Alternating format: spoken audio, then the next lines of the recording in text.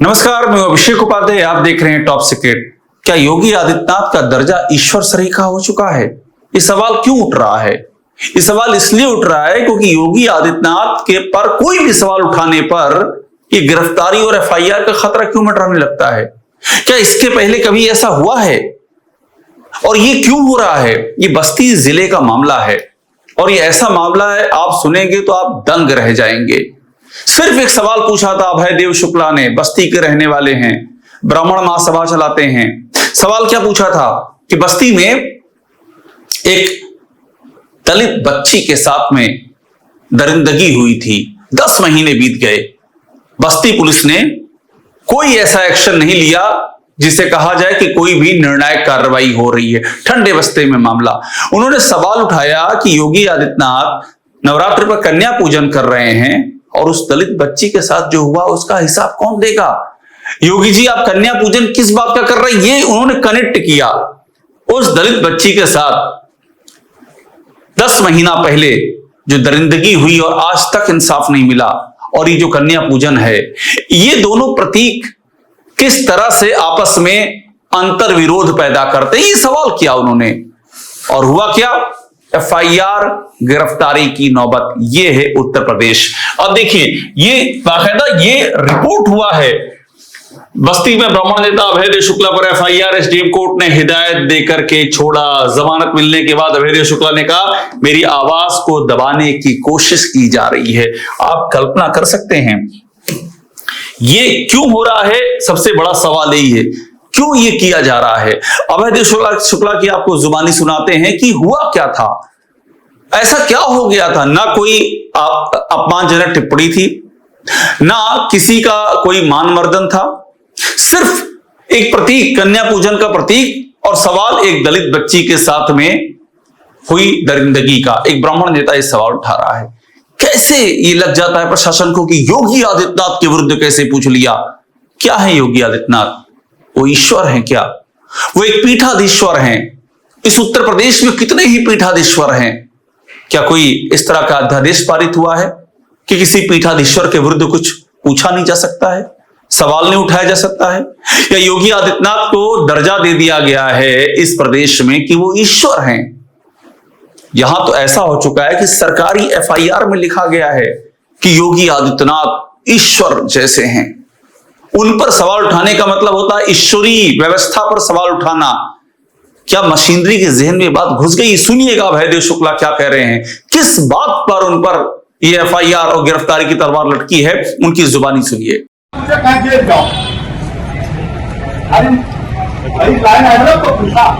और कुछ कन्या पूजन हो रहा है और इस कन्या मतलब दलित की कन्या उसका कुछ नहीं हो।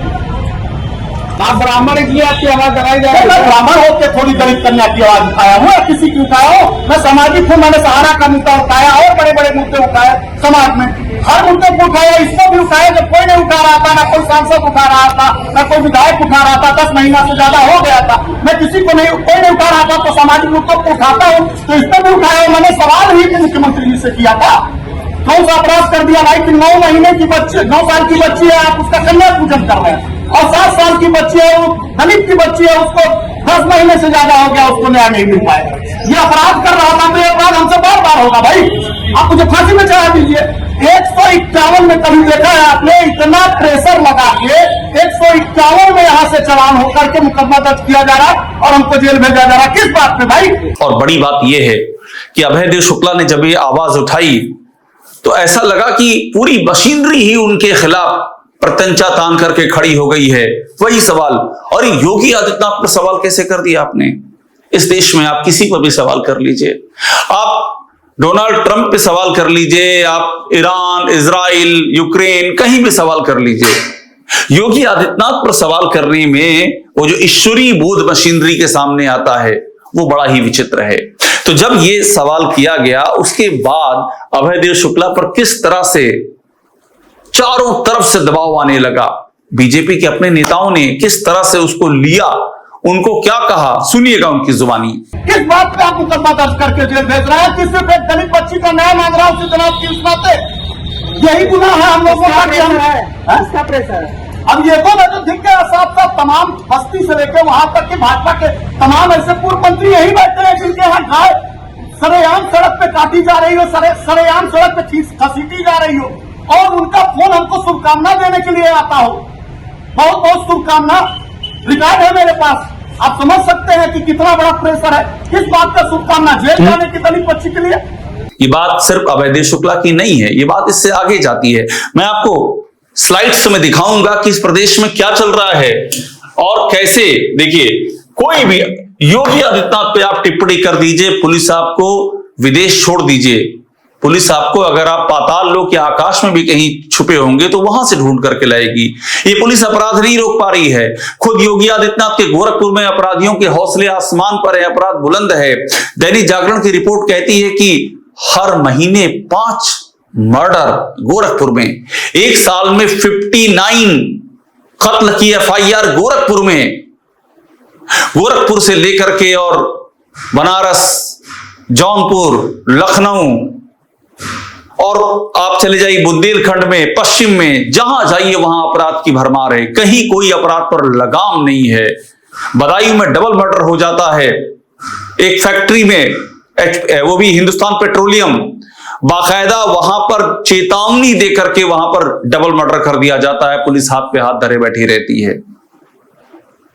ऐसे एक नहीं कितने ही उदाहरण हैं जहां पर इस तरह घटनाएं घट रही। बनारस में एक छात्र की कॉलेज के अंदर गोली मार के हत्या कर दी जाती है, पता नहीं चलता है अपराधी कहां से आया, क्या करके चले गए। लेकिन योगी आदित्यनाथ पर अगर कुछ आपने कर दिया तो मैंने जैसा आपको कहा कि आपका जो सर्च वारंट होगा उसमें पाताल लोक भी लिखा होगा और आकाश लोक भी लिखा होगा। जैसे लग रहा है कि पुलिस के सामने सबसे बड़ी प्रायोरिटी है योगी आदित्यनाथ की जो भ्रुकुटी है ये तननी नहीं चाहिए। उनके चेहरे पर प्रसन्नता का एहसास होना चाहिए कि मैं ईश्वरीय हूं और मुझे कोई कुछ नहीं कह सकता, ऐसा प्रतीत होता है। अब देखिए, विधायक के भाई ने योगी पर अभद्र टिप्पणी की थी, 7 एफआईआर, 5 थाने में 7 एफआईआर। अभद्र टिप्पणी किसी पर हो आप करिए, कार्रवाई करनी चाहिए, कोई नहीं रोकता है, मगर सिर्फ योगी आदित्यनाथ पर ही टिप्पणी पर कार्रवाई क्यों? वो ईश्वर है इसलिए, बाकी नेताओं का क्या? वहां पुलिस के हाथ पांव क्यों सूज जाते हैं, वो भी देख लीजिए आप कहानी। ये देखिए, योगी आदित्यनाथ पर अभद्र टिप्पणी हुई, गिरफ्तार करके भेजा, ये कहानी है। अभी देखिए, अमिताभ ठाकुर को भी गिरफ्तार कर दिया गया। योगी आदित्यनाथ पर टिप्पणी एक बड़ी वजह मानी जाती है और बड़ी बात है, सोशल मीडिया अकाउंट भी सस्पेंड करा दिया गया, यानी अब आप कुछ लिख भी नहीं पाएंगे। लगातार योगी आदित्यनाथ पर अमिताभ ठाकुर सवाल उठा रहे थे। इसके बाद अब देखिए, सांसद डिंपल यादव की एडिटेड फोटो सोशल मीडिया पर की वायरल, साइबर क्राइम थाने में दर्ज हुई एफआईआर। ऐसी घटनाओं पर यूपी पुलिस क्या करती है?